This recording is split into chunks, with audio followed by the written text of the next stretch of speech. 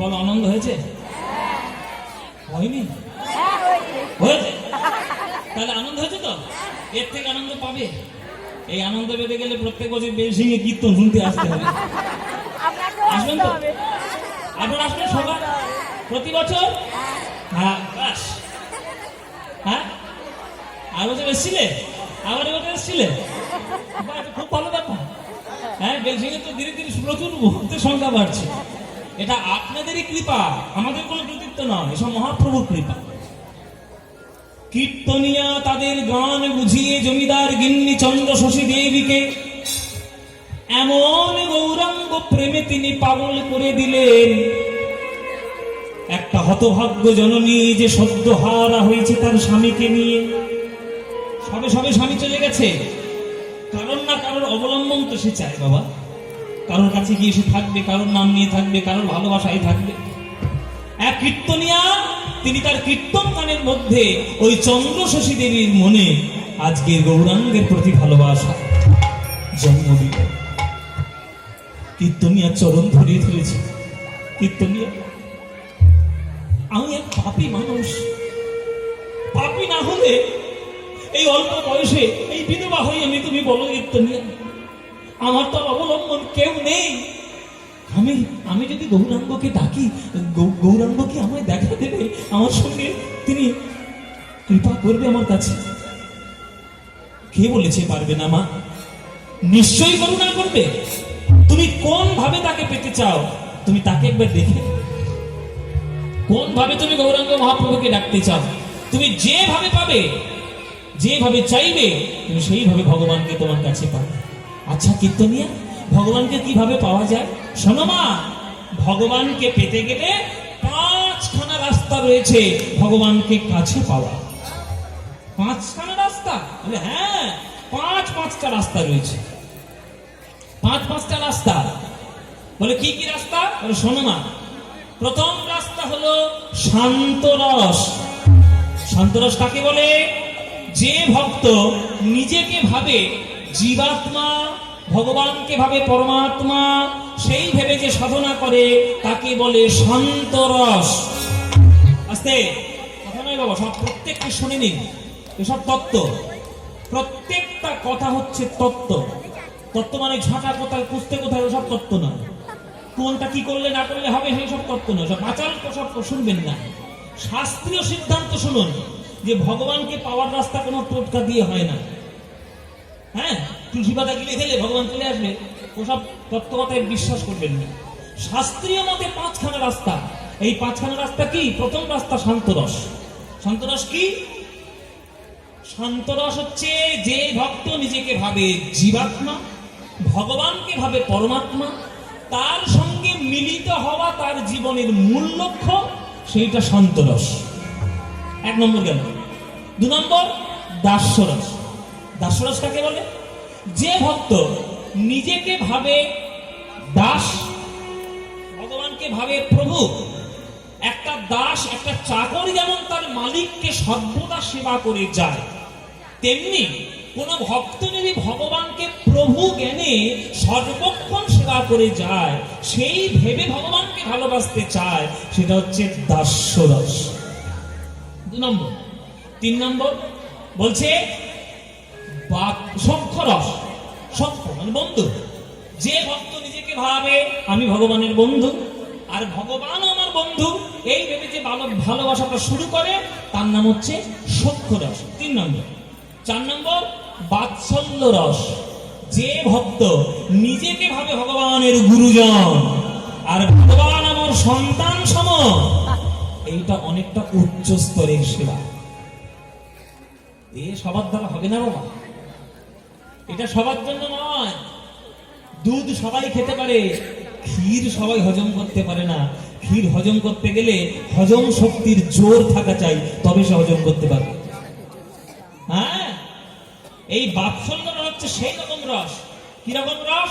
শোনো, আমি ভগবানের গুরুজন, ভগবান আমার সন্তান। মায়ের এখানে তোমরা যারা গান শুনছো, একবার বাস্তব উদাহরণ দিয়ে বলছি। বলতো, এখানে কৃষ্ণ দাঁড়িয়ে রয়েছে, এখানে কৃষ্ণ দাঁড়িয়ে রয়েছে, তোমরা কোন ভক্ত উঠে এসে এই কৃষ্ণের কানটা ধরে বলতে পারবে তুই কেন আমায় দেখা দিসনি? বলতে পারবে? কান ধরতে হবে কিন্তু, কান ঠাস করে চার মারতে পারবে? বলে বাবা তোমাদের ওই যুক্তি শুনে নরকে গিয়ে মরি আর কি। যুক্তি দিচ্ছ আসলে দাঁড়িয়ে? আমি যুক্তি দিচ্ছি না মানে, আমি উদাহরণ দিচ্ছি। আপনাদের কারোর ক্ষমতা নেই যে কৃষ্ণের কানটা ধরে হিট হিট করে টেনে নিয়ে তাকে শাসন করা, পারবেন? পারবেন না। কিন্তু যশোমতী, যশোদা মা অনায়াসে পারে। কৃষ্ণ ভগবান না কৃষ্ণ বিশ্বব্রহ্মাণ্ডের মালিক, ছাই আমার দেখার দরকার। ও আমার ছেলে, ননি কেন চুরি করেছিস তুই সেই উত্তর দেব। তুই লোকের বাড়িতে গিয়ে ননি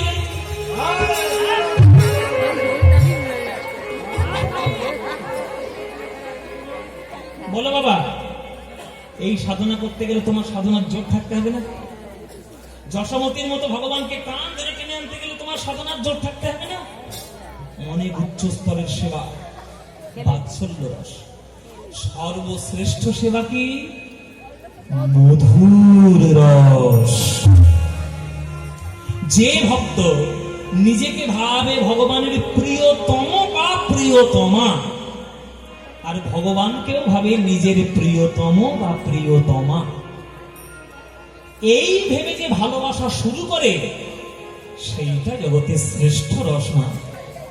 ওটা কারোর জন্য নয়, ওটা কেবলমাত্র রাধারানীর জন্য। ওটা রাধারানী ওই রসের রসিক, আর রাধারানীর মতো যে কৃষ্ণকে প্রিয়তম হিসেবে ভালোবাসবে, সে হচ্ছে মধুর রসের সেবক। এই হচ্ছে পাঁচটা রাস্তা মা। এইবার তুমি বলো যে তুমি কোন রাস্তায় গৌরাঙ্গকে নিতাইকে পেতে চাও? চন্দ্রশশী দেবী বলছি, বাবা ভগবান তিনি যত বড়ই হন না কেন, আমার জীবনে আমার প্রেমিক রূপে, আমার মধুর রস রূপে আমার যিনি এসেছিলেন তিনি আমার স্বামী। তিনি আমায় ছেড়ে জগৎ ছেড়ে চলে গেছেন। তাই ভগবান হলেও, নিতাই গৌর ভগবান হলেও স্বামীর আসনে, প্রিয়তমের আসনে আমি তাকে বসাতে পারবো না। এটা আমার দ্বারা সম্ভব নয়। কিন্তু বাবা কীর্তনিয়া, আমার তো কোনো সন্তানাদি হয়নি। সন্তানাদি হওয়ার আগেই আমার স্বামী আমার এই ছেড়ে, যেই জগৎ ছেড়ে চলে গেছে। তাই সন্তানাদি আমার তো হয়নি। ওই নিতাই গৌরাঙ্গ কি কোনোদিন আমাকে মা বলে ডাকবে? ওই নিতাই গৌরাঙ্গ কি কোনোদিন আমার সন্তান হয়ে আমার কাছে? আমার তো সন্তান নেই, সন্তান নেই আমার বাবা। একটা রমণী সারা জীবনে সব সময় চায় যদি কোনো সন্তান তাকে মা বলে ডাকে, সেই মা ডাক শোনার জন্য একটা রমণী সারা জীবন লালায়িত। ওই নিতাই গৌর কি আমার মা বলে ডাকবে? নিশ্চয়ই ডাকবে মা, নিশ্চয়ই ডাকবে। তোমাকে একটু আগে কি গান শোনাবা? তারে ডাকলে নাকি পাওয়া যায় শুনেছি কানে, তারে ডাকার মতো ডাকলে পরে দেখা দেয় হৃদয় বৃন্দাবনে। মা তুমি ডাকার মতো সন্তান রূপে ভালোবেসে যাও, কোনো চিন্তা নেই। তুমি যদি ডাকটা ডাকার মতো রাখতে পারো, ও তোমার কাছে সন্তান রূপে আসতে বাধ্য, কোনো চিন্তা নেই মা, তুমি ডাকার মতো ডাকো। বেশ বেশ, তাই হবে কীর্তনিয়া। এই না বাবা তোমার দক্ষিণা। পালকিতে করে চাপিয়ে নিয়ে এলেন, সোনার মেডেল দিলেন, রূপোর টাকা দিলেন, যথাযোগ্য সম্মান করে কীর্তনিয়া বিদায় হলেন। পরের দিন সকাল থেকে গিয়ে গৌরাঙ্গ মহাপ্রভুর কাছে পড়ে আছে, মূর্তির কাছে পড়ে আছে। ওগো নিতাই, ওগো গৌর, তোমরা কি কখনো আমাকে মা বলে ডাকবে? তোমরা আমাকে কি কখনো সন্তান হবে? আমার তো আর কোনো সন্তান আদি হলো না। তোমরাই যদি আমার সন্তান হও, তোমাকে সন্তান থেকে আমি সেবা করব। এই বলে সারাদিন রাত গৌরাঙ্গ গৌরাঙ্গ বলে ডাকে। গৌরাঙ্গ আমার ধর্ম করম, গৌরাঙ্গ আমার জাতি হে।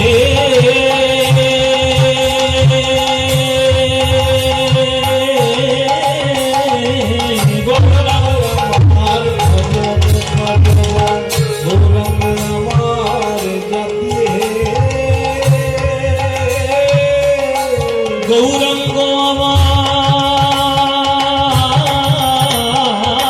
গৌরাঙ্গ আমার কুলশীল মন, গৌরাঙ্গ আমার কুলশীল মন, গৌরাঙ্গ আমার কুলশীল মন, গৌরাঙ্গ আমার কুলশীল মন, গৌরাঙ্গ আমার গতি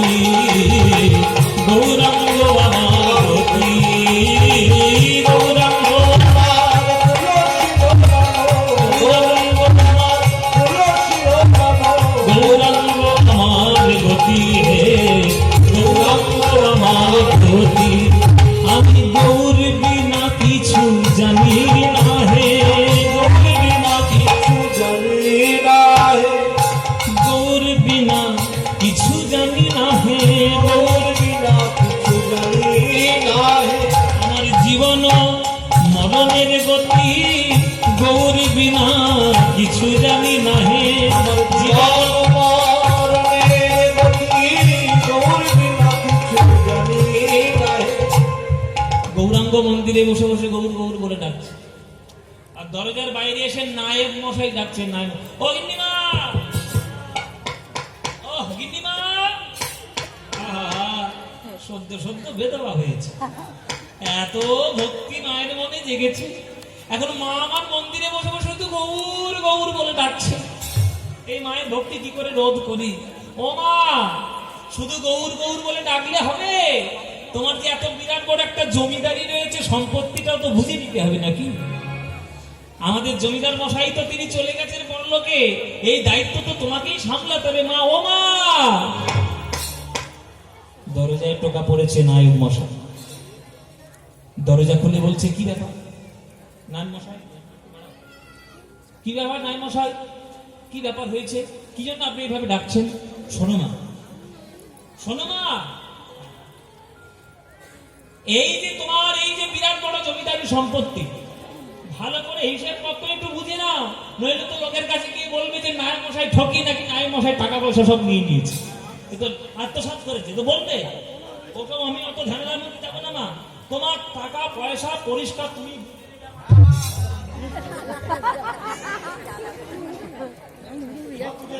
বুঝে নেবে বা বুঝে দাও আচ্ছা ঠিক আছে নায়ক মশাই বলুন কি করতে হবে বলে মা এইখানে একটা সই টই করে দাও আর শোনো মা তোমাকে একটা কথা বলি আমাদের জমিদার বাবু প্রচন্ড শৌখিন মানুষ ছিলেন জানেন এই কৃষ্ণনগরে এত বড় সম্পত্তি থাকা সত্ত্বেও তিনি বীরভূম জেলায় একটা গ্রাম তিনি কিনে নিয়েছিলেন হ্যাঁ বীরভূম জেলার শিউড়ি আছে না ওই শিউড়ির কাছে কৈট্টা বলে একটা গ্রাম আছে কৈট্টা গ্রাম ওই কৈট্টা গ্রামটা আমাদের জমিদার মশাই পুরোটা কিনে নিয়েছিলেন হ্যাঁ কিনে যখন নিয়েছেন মা তাহলে সেইটা তো তোমার দায়িত্ব তোমায় দেখতে হবে জানো না এই জমিদার বাবু মারা যাওয়ার পর থেকে ওই গ্রামে আজ পর্যন্ত 2 বছরের কোনো খাজনা ওই গ্রাম থেকে আসেনি হ্যাঁ কিরকম ফাঁকিবার চিন্তা করুন 2 বছর ধরে খাজনা দিচ্ছে আমাদের কতগুলো ক্ষতি হয়েছে তা মা আমরা তো এতদিন আদায় করতে পারিনি তুমি এই বেরোবা মুখটা নিয়ে তুমি যদি আমার সঙ্গে একটু চলো আর এই গ্রামে যদি একটু যাও তাহলে ওই টাকা পয়সাগুলো একটু আমরা আদায় করতে পারি আর ওই বিধবা মুখটা দেখলে যদি ওদের একটু দয়া হয় টাকা পয়সাগুলো যদি ফেরত দেয় তাহলে রাজার ঘরে গিয়ে আমরা ওই ফেরতটা দিতে পারবো ঠিক আছে বীরভূম জেলায় আপনার সঙ্গে যেতে হবে হ্যাঁ যদি যান তাহলে খুব ভালো হয় আচ্ছা ও আচ্ছা ভালো কথা বীরভূম জেলায় ওই আমাদের নিতাইয়ের বাড়ি না হ্যাঁ বীরভূমে নিত্যানন্দের বাড়ি তো ও মায়েরা নিত্যানন্দের বাড়ি কোথায় বীরভূম জেলায় গ্রামের নাম কি একচক্রা গ্রাম একচক্রা গ্রাম ওই যে ধারাই পণ্ডিতের ঘর এবারে একচক্রা গ্রামটা এখন বর্তমানে বীরচন্দ্রপুর বলে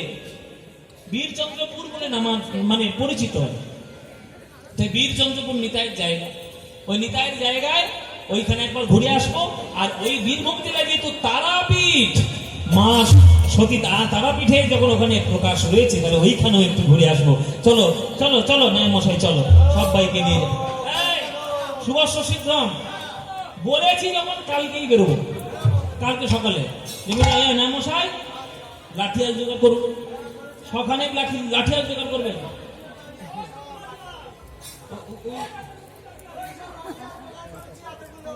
লাঠিয়া ওরে বাবা সাংঘাতিক মানুষ তো বলে 50টা 100টা লাঠিয়া এগুলো জোগাড় করে নিয়ে চলো চলো সবাই মিলে যায় ও মায়েরা চলেছে ভিন্নিমা পালকিতে করে চলেছে হ্যাঁ আর পালকি যখন যায় তখন পালকি বাহকরা একটা ছন্দে ছন্দে গান করে না না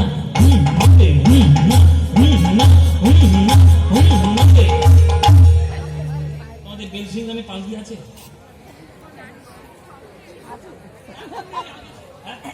বেশি পালকি নেই, আগে ছিল এখন নেই। পালকি আমার বইবে কে? কোমরে সবাই যন্ত্রণা ধরে যায়, কে পালকি বইবে? কেউ বলতে পারবে? কিন্তু আগেকার দিনে পালকিতে করে জমিদারকে নিয়ে যাচ্ছে, আর সেই পালকি বাহকরা না না রে না এই গান এইরকম ছন্দে ছন্দে যাচ্ছে। হঠাৎ করে পালকির দরজা খুলে জমিদার কিন্তু বলছে, ও বাবা, ও বাবারা, এ তোমরা মুখে কি বলছো গো? হ্যাঁ, এটা কি বলছো গো মুখে করে কি বলছো?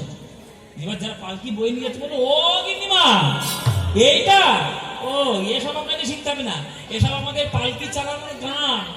আপনাকে বয়ে নিয়ে যাচ্ছি, আপনারও একটা ভার আছে, আর পালকিটা কাঠ দিয়ে তৈরি, তারও একটা ভার আছে। তা আমরা এতগুলো লোক বয়ে বয়ে নিয়ে যাচ্ছি মানে আমাদের কাঁধে কষ্ট হচ্ছে না? তাই কাঁধে কষ্ট হচ্ছে মানে এই জায়গাটায় ওই কষ্টটা লাঘব করার জন্য আমরা ছন্দে ছন্দে গান করছি, যাতে আমাদের কষ্টটা একটু কম হয়। তা আমরা কি বলছি, কি বলছি বাবা আরেকবার শোনাও দেখি। ওই যে বলছি মায়েরা, না না রে না। জমিদার গিন্নি বলছে, শোনো বাবা, 84 লক্ষ মানব জন্মের মধ্যে এই 4 লক্ষ মানব জন্ম পেয়ে ভালো একটা দেহ পেয়ে জন্ম নিয়েছ। যে দেহটা 84 লক্ষের মধ্যে শ্রেষ্ঠ দেহ পেয়েছ, আর সেই দেহটাকে বৃথা শব্দ বলে কেন সময় কাটাচ্ছ বাবা? তা হুনা কেন তোমার বলার দরকার? আমি বলছি শোনো, ওই হর বদলে একবার গ বলে দাও, দেখবে হুনের জায়গায় ওই গ চলে আসবে। আর ওই গয়ের আগে যদি তোমরা একবার বলে দাও, তাহলে দেখবে নামটা আর ওই কষ্টের নাম থাকবে না, তখন ভগবানের সেবায় চলে যাবে। বলো আমার সঙ্গে, বলো বাবা, গৌর গৌর গুনগুনা গৌর উলুধ্বনি মায়েরা,